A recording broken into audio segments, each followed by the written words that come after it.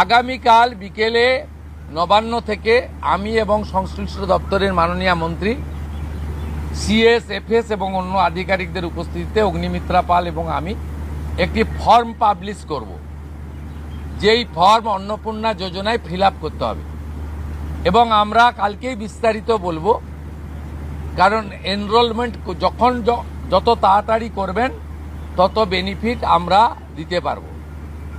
আমাদের অন্নপূর্ণা যোজনার প্রক্রিয়াটা শুরু হয়ে যাবে কাল থেকে।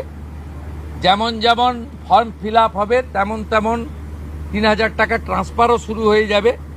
আর যতক্ষণ না ৩,০০০ টাকা ট্রান্সফার হচ্ছে, স্বাস্থ্যসাথী যেমন কন্টিনিউ রাখা হয়েছে আয়ুষ্মান ভারত কনভার্ট না হওয়া পর্যন্ত, এখানে আপনার লক্ষ্মী ভাণ্ডারকেও কন্টিনিউ করা হবে। বিস্তারিত কালকে আপনারা জানতে পারবেন। ফর্মের কপিও আপনারা কালকে পাবেন। অফলাইন অনলাইন অবশ্যই থাকবে।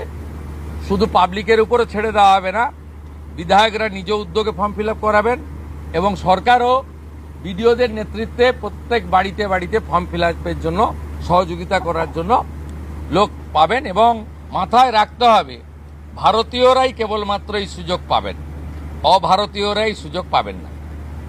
ভারতবর্ষের সরকারের টাকা বাংলাদেশ থেকে আসা অবৈধ অনুপ্রবেশকারীদের দেওয়ার জন্য নয়, এটা খুব ক্রিস্টাল ক্লিয়ার।